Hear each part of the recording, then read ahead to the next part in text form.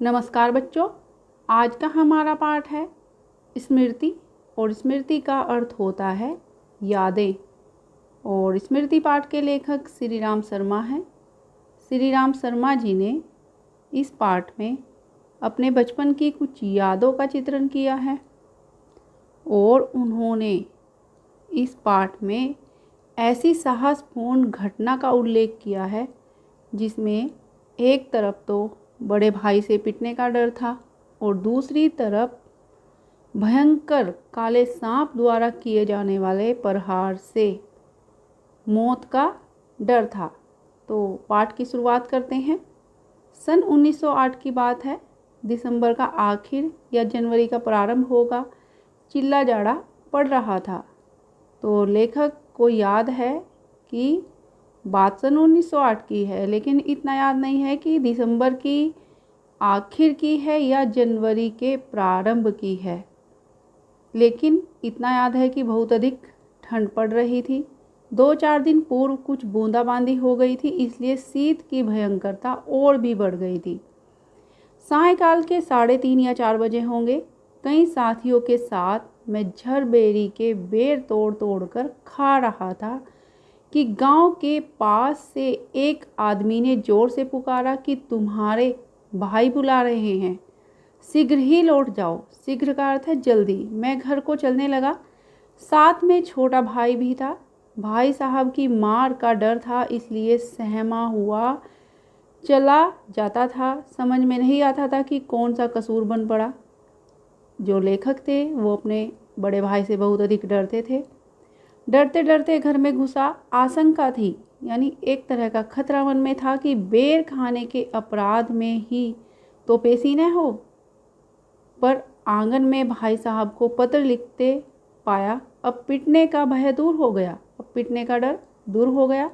हमें देखकर भाई साहब ने कहा, इन पत्रों को ले जाकर मक्खनपुर डाक खाने में डाल आओ। तेजी से जाना, जिससे श्याम की डाक में चिट्ठियाँ निकल जाएं। ये बड़ी ज़रूरी हैं। जाड़े के दिन थे ही, इस पर हवा के प्रकोप से कंपकपी लग रही थी। हवा चल रही थी, एक ठंड थी, तो इसलिए कंपकपी लग रही थी। लेखक कांप रहा था ठंड के मारे। हवा मज्जा तक ठिठुरा रही थी। मज्जा कहते हैं हड्डी के भीतर का मुलायम भाग। हड्डियों के भीतर तक हवा जा रही थी, इसलिए ठंड बहुत अधिक लग रही थी। हड्डियां भी कांप रही थी। इसलिए हमने कानों को धोती से बांधा। माँ ने भुजाने के लिए थोड़े चने एक धोती में बांध दिए। भुजाने का अर्थ होता है भुनाने के लिए। हम दोनों भाई अपना अपना डंडा लेकर घर से निकल पड़े। उस समय उस बबूल के डंडे से जितना मोह था, मोह का अर्थ है प्यार, प्रेम, उतना उस उम्र में, इस उम्र में राइफल से नहीं। तो लेखक कहते हैं कि इस उम्र में, आज के समय में मुझे राइफल से भी इतना मोह, इतना प्यार नहीं है जितना उस समय मुझे बबूल के डंडे से था। बबूल एक पेड़ का नाम होता है। मेरा डंडा अनेक सांपों के लिए नारायण वाहन हो चुका था। तो लेखक का डंडा कई सांपों को मार चुका था। मक्खनपुर के स्कूल और गांव के बीच पड़ने वाले आमों के पेड़ों से प्रतिवर्ष उससे आम झूरे जाते थे। झूरे का अर्थ है तोड़े जाते थे। इस कारण वह मूक डंडा सजीव सा प्रतीत होता था।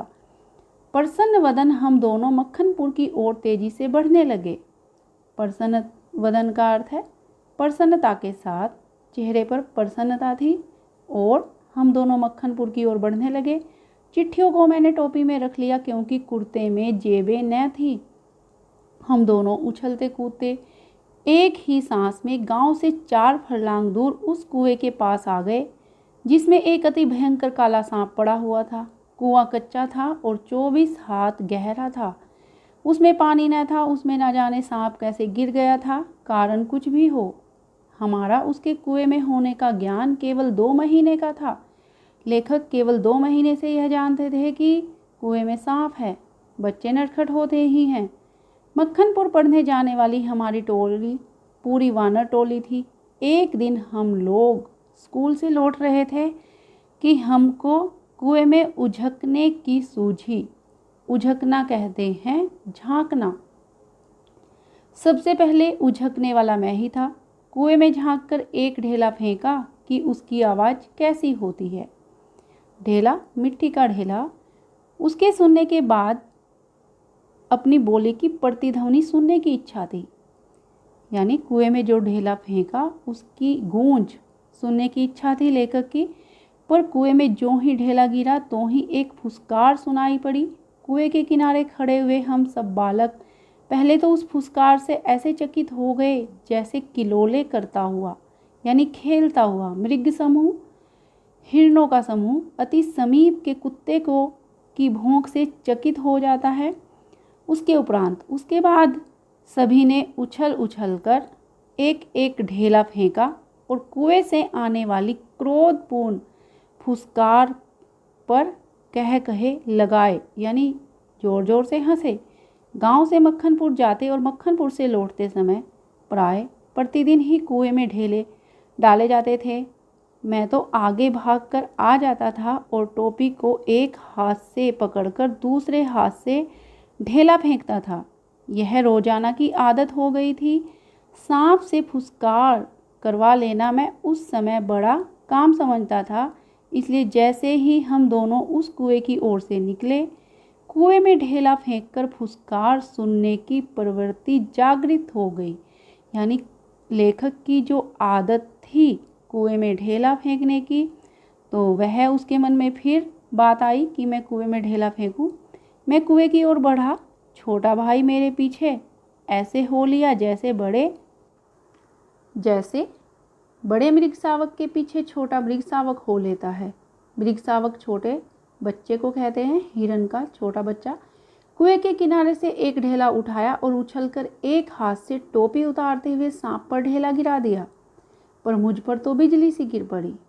सांप ने फुसकार मारी या नहीं, ढेला उसे लगा या नहीं, यह बात अब तक स्मरण नहीं।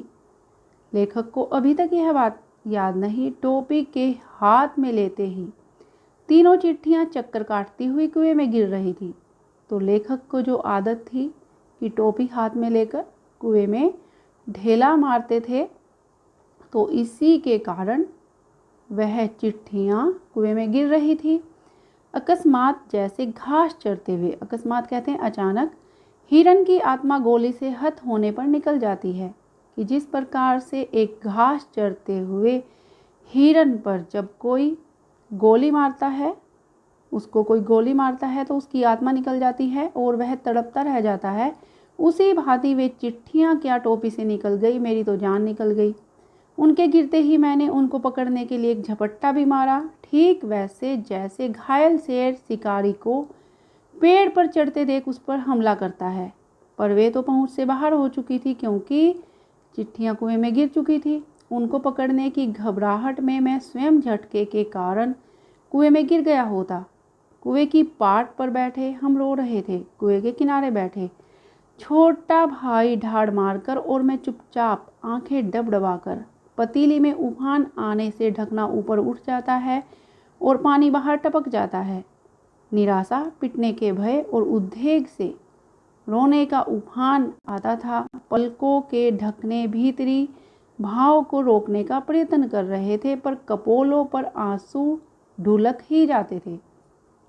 जिस प्रकार से एक पतीली में कोई चीज़ पकाने पर या खाना पकाने पर उसमें उफान आता है और उसका जो ढक्कन होता है उस पर भाप का पानी लग जाता है और वह पानी बाहर टपकता रहता है, तो ऐसी ही हालत लेखक की हो रही थी।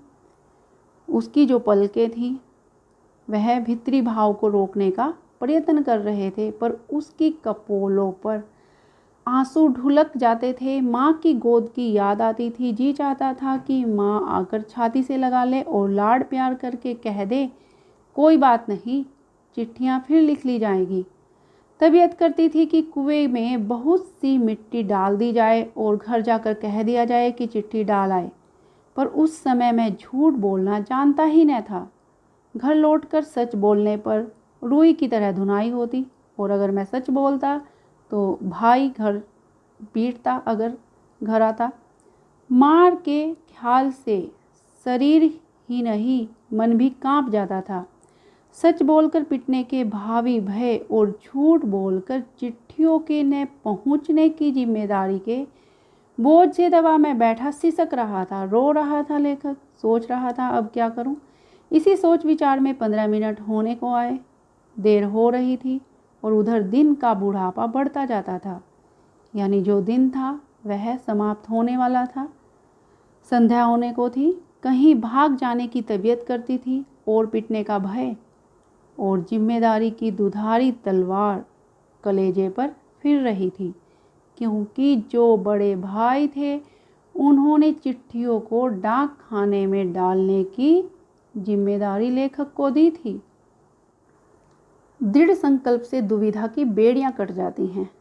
तो जो व्यक्ति दृढ़ संकल्प करता है उसकी दुविधा, उसकी समस्या दूर हो जाती है। मेरी भी दुविधा दूर हो गई। कुएं में घुसकर चिट्ठियों को निकालने का निश्चय किया। कितना भयंकर निर्णय था। तो लेखक ने कुएं में घुसकर चिट्ठियों को निकालने का निर्णय कर लिया, पर जो मरने के को तैयार हो उसे क्या? मूर्खता अथवा बुद्धिमत्ता से किसी काम को करने के लिए कोई मौत का मार्ग ही स्वीकार कर ले, कोई मौत का रास्ता ही अपना ले, और वह भी जानबूझकर, तो फिर वह अकेला संसार से भिड़ने को तैयार हो जाता है। तो ऐसा व्यक्ति संसार से लड़ सकता है जो अपने किसी काम को करने के लिए ऐसा दृढ़ संकल्प ले ले कि चाहे उसकी जान ही चली जाए। तो ऐसा व्यक्ति संसार से लड़ सकता है। और फल, उसे फल की क्या चिंता और उसका परिणाम क्या होगा उस बात की उसे क्या चिंता। फल तो किसी दूसरी शक्ति पर निर्भर है, परिणाम तो ईश्वर पर निर्भर है। उस समय चिट्ठियां निकालने के लिए मैं विषधर से भिड़ने को तैयार हो गया। विषधर कहते हैं सांप को। पासा फेंक दिया था। मौत का आलिंगन हो या सांप से बचकर दूसरा जन्म, इसकी कोई चिंता ना थी। पर विश्वास यह था कि डंडे से सांप को पहले मार दूंगा, तब फिर चिट्ठियां उठा लूंगा। बस इसी दृढ़ विश्वास के बूते पर मैंने कुएं में घुसने की ठानी, और मेरे मन में ऐसा ही विश्वास था, इसलिए मैंने कुएं में घुसने की सोची। छोटा भाई रोता था और उसके रोने का तात्पर्य था मेरी मौत मुझे नीचे बुला रही है। तो लेखक का जो छोटा भाई था, यह देखकर वह रो रहा था। उसको लग रहा था कि अगर भाई कुएं में नीचे चिट्ठियां उठाने के लिए जाएगा तो वह मर जाएगा। यद्यपि वह शब्दों से न कहता था, वास्तव में मौत सजीव और नग्न रूप में कुएं में बैठी थी। नग्न का अर्थ होता है नंगा, पर उस नग्न मौत से मुठभेड़ के लिए मुझे ही नग्न होना पड़ा। छोटा भाई भी नंगा हुआ। एक धोती मेरी, एक छोटे भाई की, एक चने वाली 2 कानों से बंधी हुई धोतियाँ, 5 धोतियाँ और कुछ रस्सी मिलाकर कुएं की गहराई के लिए काफ़ी हुई।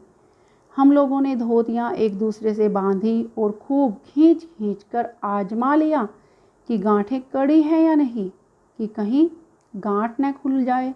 इस बात को भी आजमा लिया गया। अपनी ओर से कोई धोखे का काम न रखा।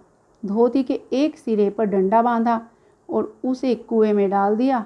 दूसरे सिरे को डेंग, वह लकड़ी जिस पर चरस पुर टिकता है, अर्थात वह लकड़ी जिस पर रस्सी डालकर कुएं से पानी निकाला जाता है, कि चारों ओर एक चक्कर देकर और एक गांठ लगाकर छोटे भाई को दे दिया। छोटा भाई केवल 8 वर्ष का था, इसलिए धोती को डेंग से कड़ी करके बांध दिया और तब उसे खूब मजबूती से पकड़ने के लिए कहा। मैं कुएं में धोती के सहारे घुसने लगा। छोटा भाई रोने लगा। मैंने उसे आश्वासन दिलाया, उसे विश्वास दिलाया कि मैं कुएं के नीचे पहुंचते ही सांप को मार दूंगा, और मेरा विश्वास भी ऐसा ही था। कारण यह था कि इससे पहले मैंने अनेक सांप मारे थे। तो लेखक ने अपने डंडे से कई सांपों को मारा था, इसलिए कुएं में घुसते समय मुझे सांप का तनिक भी भय न था। इसलिए लेखक कहते हैं कि कुएं में घुसते समय मुझे सांप का डर न था। उसको मारना मैं बाएं हाथ का खेल समझता था। कुएं के धरातल से जब 4-5 गज रहा हूँगा, तब ध्यान देने ध्यान से नीचे को देखा, अकल चकरा गई। सांप फन फैलाए धरातल से एक हाथ ऊपर उठा हुआ लहरा रहा था। धरातल धरती से, पूंछ और पूंछ के समीप का भाग पृथ्वी पर था। आधा अग्रभाग ऊपर उठा हुआ मेरी प्रतीक्षा कर रहा था। अग्रभाग का अर्थ होता है अगला भाग। नीचे डंडा बंधा था। जो धोतियाँ लेखक ने बांधी हुई थी उनमें नीचे डंडा बांध रखा था। मेरी उतरने की गति से जो इधर उधर हिलता था, और जब लेखक उन धोतियों के सहारे कुएं में उतर रहे थे तो वह डंडा इधर उधर हिल रहा था।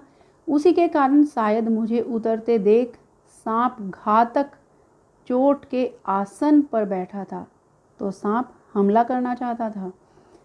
सपेरा जैसे बीन बजाकर काले सांप को खिलाता है और सांप क्रोधित हो फन फैलाकर खड़ा होता और फुंकार मारकर चोट करता है, ठीक उसी प्रकार सांप तैयार था।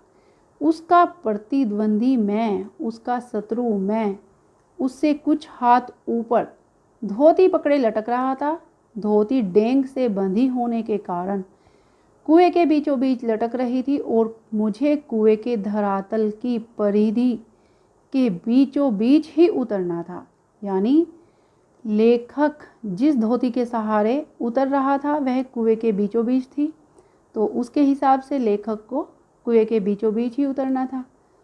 इसके माने थे सांप से 1.5-2 फुट गज नहीं की दूरी पर पैर रखना, और इतनी दूरी पर सांप पैर रखते ही चोट करता। स्मरण रहे, याद रहे, कच्चे कुएं का व्यास बहुत कम होता है, यानी उसका व्यास, उसकी गोलाई कम होती है। नीचे तो वह 1.5 गज से अधिक होता ही नहीं। ऐसी दशा में कुएं में मैं सांप से अधिक 4 फुट की दूरी पर रह सकता था, वह भी उस दशा में जब सांप मुझसे दूर रहने का प्रयत्न करता। पर उतरता तो था कुएं के बीच में ही, उतरना तो था कुएं के बीच में ही, क्योंकि मेरा साधन बीचों बीच लटक रहा था, क्योंकि लेखक धोती के सहारे लटक रहा था और वह कुएं के बीचों बीच लटक रही थी। ऊपर से लटक कर तो सांप नहीं मारा जा सकता था, उतरना तो था ही, थकावट से ऊपर चढ़ भी नहीं सकता था। अब तक अपने प्रतिद्वंदी को पीठ दिखाने का निश्चय नहीं किया, लेकिन लेखक ने अपने मन में एक विश्वास रखा कि मैं सांप को मार दूंगा। यदि ऐसा करता भी तो कुएं के धरातल पर उतरे बिना क्या मैं ऊपर चढ़ सकता था। धीरे धीरे उतरने लगा। 1-1 इंच जो जो मैं नीचे उतरता जाता तो मेरी एकाग्र चित्तता बढ़ती जाती, यानी मेरा ध्यान बढ़ता जाता। मुझे एक सूझ सूझी, लेखक को एक उपाय सूझा। दोनों हाथों से धोती पकड़े हुए मैंने अपने पैर कुएं की बगल में लगा लिए। दीवार से पैर लगाते ही कुछ मिट्टी नीचे गिरी और सांप ने फू करके उस पर मुंह मारा। मेरे पैर भी दीवार से हट गए और मेरी टांगें कमर से समकोण बनाती हुई लटकती रही। समकोण कहते हैं 90 डिग्री के कोण को, पर इससे सांप से दूरी और कुएं की परिधि पर उतरने का ढंग मालूम हो गया। तनिक झूल कर मैंने अपने पैर कुएं की बगल से सटाए और कुछ धक्के के साथ अपने प्रतिद्वंदी के सम्मुख कुएं की दूसरी ओर 1.5 गज पर कुएं के धरातल पर खड़ा हो गया। आंखें चार हुई, शायद एक दूसरे को पहचाना। सांप को चक्षु सर्वा कहते हैं। चक्षु सर्वा, चक्षु कहते हैं आँखों को और सर्वा कहते हैं सुनने वाला, यानी सांप को ऐसा कहा जाता है कि वह आँखों से सुनता है। मैं स्वयं चक्षु सर्वा हो रहा था। अन्य इंद्रियों से मानो सहानुभूति से अपनी शक्ति आँखों को दे दी हो, और मेरी हालत भी सांप के जैसी ही हो रही थी, मानो कि मेरी सभी इंद्रियों ने काम करना बंद कर दिया हो। सांप के फन की ओर मेरी आंखें लगी हुई थी कि वह कब किस ओर को आक्रमण करता है। सांप ने मोहनी सी डाल दी थी, शायद वह मेरे आक्रमण की प्रतीक्षा में था। और सांप कुछ ऐसा लग रहा था कि सांप मेरे आक्रमण की प्रतीक्षा कर रहा है। पर जिस विचार और आशा को लेकर मैंने कुएं में घुसने की ठानी थी, वह तो आकाश कुसुम था, यानी बेकार की बात थी। मनुष्य का अनुमान और भावी योजनाएं कभी कभी कितनी मिथ्या और उल्टी निकलती है। मिथ्या का अर्थ होता है झूठी। मुझे सांप का साक्षात होते ही अपनी योजना और आशा की असंभवता प्रतीत हो गई। तो जब मेरा साक्षात्कार सांप से हुआ तो मुझे अपनी योजना असंभव लगने लगी। डंडा चलाने के लिए स्थान ही न था। कुएं का व्यास इतना छोटा था कि वहाँ पर डंडा ही नहीं चलाया जा सकता था। लाठी या डंडा चलाने के लिए काफ़ी स्थान चाहिए जिसमें वे घुमाए जा सकें। सांप को डंडे से दबाया जा सकता था, पर ऐसा करना मानो तोप के मुहरे पर खड़ा होना था। यदि फन या उसके समीप का भाग न दबा तो फिर वह पलटकर जरूर काटता, और फन के पास दबाने की कोई संभावना भी होती तो फिर उसके पास पड़ी हुई 2 चिट्ठियों को कैसे उठाता। तो लेखक के सामने 2 समस्याएं थी, एक सांप को मारना और दूसरी चिट्ठियों को उठाना। 2 चिट्ठियां उसके पास उससे सटी हुई पड़ी थी और एक मेरी ओर थी। मैं तो चिट्ठियां लेने ही उतरा था। हम दोनों अपने पैंतरों पर डटे थे, यानी जो सांप था वह लेखक को मारना चाहता था और लेखक सांप को मारना चाहता था, और लेखक चिट्ठियों को भी सुरक्षित उठाना चाहता था। उस आसन पर खड़े खड़े मुझे 4-5 मिनट हो गए। दोनों ओर से मोर्चे पड़े हुए थे। पर मेरा मोर्चा कमज़ोर था। कहीं सांप मुझ पर झपट पड़ता तो मैं यदि बहुत करता तो उसे पकड़कर कुचलकर मार देता, पर वह तो अचूक तरल विष मेरे शरीर में पहुंचा ही देता और अपने साथ साथ मुझे भी ले जाता। अब तक सांप ने वार न किया था, इसलिए मैंने भी उसे डंडे से दबाने का ख्याल छोड़ दिया। तो लेखक ने सांप को डंडे से दबाने का ख्याल छोड़ दिया क्योंकि सांप ने अब तक वार नहीं किया था। ऐसा करना उचित भी न था। अब प्रश्न था कि चिट्ठियां कैसे उठाई जाएं। बस एक सूरत थी, डंडे से सांप की ओर से चिट्ठियों को सरकाया जाए। यदि सांप टूट पड़ा तो कोई चारा न था, तो कोई उपाय न था। कुर्ता था और कोई कपड़ा न था जिससे सांप के मुंह की ओर करके उसके फन को पकड़ लूं। मारना या बिल्कुल छेड़खानी न करना, ये 2 मार्ग थे। सो पहला मेरी शक्ति के बाहर था। बाध्य होकर दूसरे मार्ग का अवलंबन करना पड़ा। तो लेखक को मजबूर होकर दूसरे मार्ग का सहारा लेना पड़ा। डंडे को लेकर जो ही मैंने सांप की दाईं ओर पड़ी चिट्ठी की ओर उसे बढ़ाया कि सांप का फन पीछे की ओर हुआ। धीरे धीरे डंडा चिट्ठी की ओर बढ़ा और जो ही चिट्ठी के पास पहुंचा कि फुंकार के साथ काली बिजली तड़पी और डंडे पर गिरी। हृदय में कंप हुआ और हाथों ने आज्ञा न मानी। लेखक डर गया। डंडा छूट पड़ा। मैं तो न मालूम कितना ऊपर उछल गया। जानबूझकर नहीं, यूं ही बिदक कर उछलकर जो खड़ा हुआ तो देखा डंडे के सिर पर 3-4 स्थानों पर पीव सा कुछ लगा हुआ है। वह विष था। सांप ने मानो अपनी शक्ति का सर्टिफिकेट सामने रख दिया था। मानो सांप ने एक प्रमाण मेरे सामने रख दिया, पर मैं तो उसकी योग्यता का पहले ही कायल था। मैं तो उसे पहले ही जानता था। उस सर्टिफिकेट की ज़रूरत न थी। सांप ने लगातार फूं फूं करके डंडे पर 3-4 चोटें की। वह डंडा पहली बार इस भांति अपमानित हुआ था, या शायद वह सांप का उपहास कर रहा था, मजाक कर रहा था। उधर ऊपर फूं फूं और मेरे उछलने और फिर वही धमाके से खड़े होने से छोटे भाई ने समझा कि मेरा कार्य समाप्त हो गया, अर्थात मैं मर गया और बंधुत्व का नाता फूं फूं और धमाके में टूट गया। उसने ख्याल किया कि सांप के काटने से मैं गिर गया। मेरे कष्ट और विरह के ख्याल से उसके कोमल हृदय को धक्का लगा। भ्रातृ स्नेह के ताने बाने को चोट लगी। उसकी चीख निकल गई। वह चीखने लगा।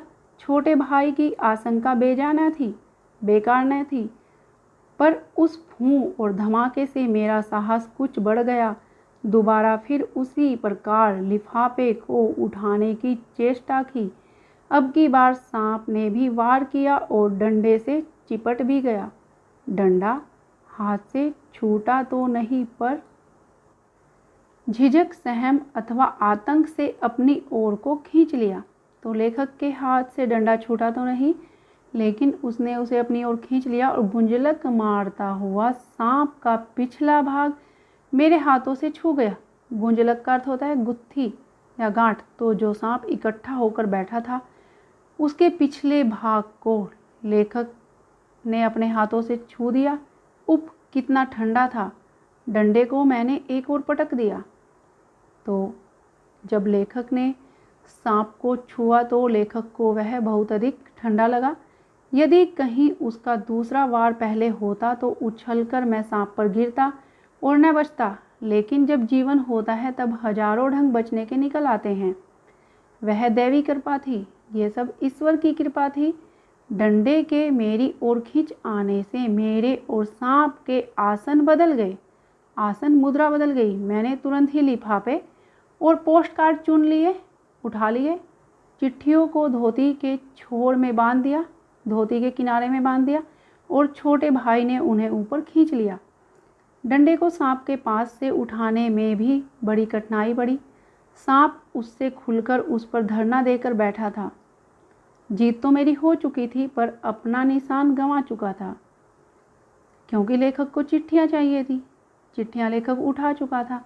आगे हाथ बढ़ाता तो सांप हाथ पर वार कर था। इसलिए कुएं की बगल से एक मुट्ठी मिट्टी लेकर मैंने उसकी दाईं ओर फेंकी कि वह उस पर झपटा और मैंने दूसरे हाथ से उसकी बाईं ओर से डंडा खींच लिया। पर बात की बात में उसने दूसरी ओर भी वार कर दिया। इतनी देर में सांप ने दूसरी बार वार कर दिया। यदि बीच में डंडा न होता तो पैर में उसके दांत गड़ गए होते। अब ऊपर चढ़ना कोई कठिन काम न था। केवल हाथों के सहारे पैरों को बिना कहीं लगाए हुए 36 फुट ऊपर चढ़ना मुझ में अब नहीं हो सकता। 15-20 फुट बिना पैरों के सहारे केवल हाथों के बल चढ़ने की हिम्मत रखता हूँ। कम ही, अधिक नहीं, इससे कम ही रखता हूँ, क्योंकि लेखक थक चुका था। पर उस 11 वर्ष की अवस्था में मैं 36 फुट चढ़ा। बाहें भर गई थी, छाती फूल गई थी, धोंकनी चल रही थी। लेखक की जो सांसें थी वो बहुत अधिक तेज चल रही थी, पर एक एक इंच सरक सरक कर अपनी भुजाओं के बल में ऊपर चढ़ाया। यदि हाथ छूट जाते तो क्या होता, इसका अनुमान करना कठिन है, इसका अंदाज़ा लगाना कठिन है। ऊपर आकर बेहाल होकर थोड़ी देर तक पड़ा रहा। देह को झाड़ झूड़ कर धोती कुर्ता पहना, झाड़ झूड़ कर झाड़ कर। फिर किशनपुर के लड़के को जिसने ऊपर चढ़ने की चेष्टा को देखा था, ताकीद करके कि वह कुएं वाली घटना किसी से न कहे, हम लोग आगे बढ़े। फिर लेखक ने, जो किशनपुर का लड़का था जिसने इस घटना को देख लिया था, उससे अनुरोध किया कि वह यह बात किसी को न बताए। और फिर लेखक आगे बढ़े। सन 1915 में मैट्रिकुलेशन पास करने के उपरांत यह घटना मैंने माँ को सुनाई। तो जब लेखक ने 10वीं पास कर ली तो उसके बाद लेखक ने यह घटना अपनी माँ को सुनाई। सजल नेत्रों से माँ ने मुझे अपनी गोद में ऐसे बिठा लिया जैसे चिड़िया अपने बच्चों को डैने के नीचे छिपा लेती है। डैने कहते हैं पंख को। तो माँ की आंखों में इस घटना को सुनकर आंसू आ गए और लेखक को माँ ने गोद में बिठा लिया। जिस प्रकार से चिड़िया अपने बच्चों को अपने पंखों में छिपा लेती है। कितने अच्छे थे वे दिन। तो लेखक को वह दिन याद आते हैं, इसीलिए पाठ का नाम स्मृति रखा गया है। तो लेखक कह रहे हैं कितने अच्छे थे वे दिन। उस समय राइफल न थी, डंडा था, और डंडे का शिकार कम से कम उस सांप का शिकार राइफल के शिकार से कम रोचक और भयानक न था। और जो डंडा था वह राइफल से कम नहीं था, क्योंकि उस डंडे से ही लेखक ने सांप का शिकार किया था। तो आज का पाठ यहीं पर समाप्त होता है और मैं आशा करती हूँ कि आपको पाठ अच्छे से समझ आया होगा। धन्यवाद।